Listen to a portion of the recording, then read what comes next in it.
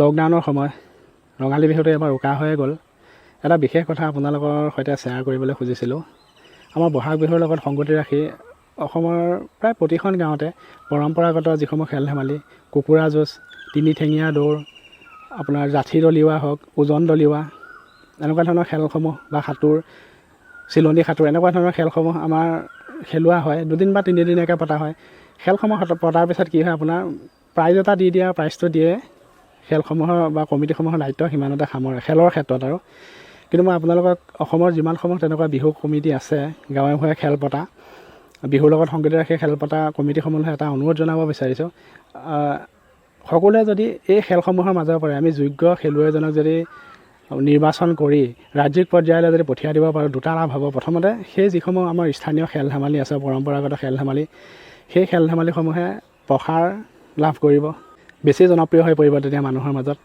আৰু লগতে নতুন প্ৰজন্মটোৰ খেলা ধূলাৰ প্ৰতি ধাউতি বাঢ়িব। খেলা ধূলাকো যে এটা মানে প্ৰফেশ্যন বা জীৱিকা হিচাপে ল'ব পাৰি, এনেকুৱা এটা পৰিৱেশ গঢ় লৈ উঠিব। বহুত খেলুৱৈৰ জন্ম হ'ব।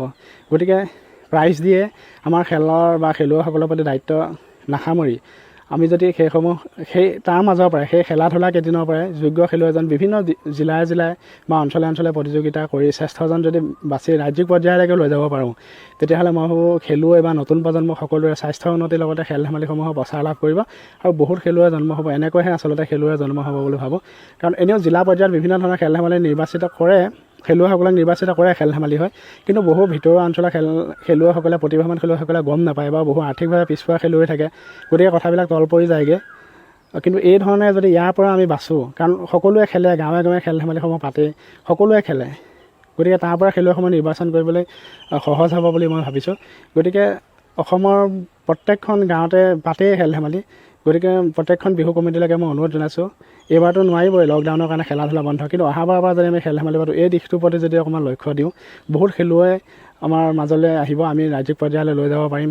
আৰু লগতে আমাৰ যি পৰম্পৰাগত সমূহ খেল ধেমালি আছে, এক বিস্তৃত প্ৰচাৰ লাভ কৰিবলৈ সক্ষম হ'ব বুলি মই ভাবোঁ। ধন্যবাদ।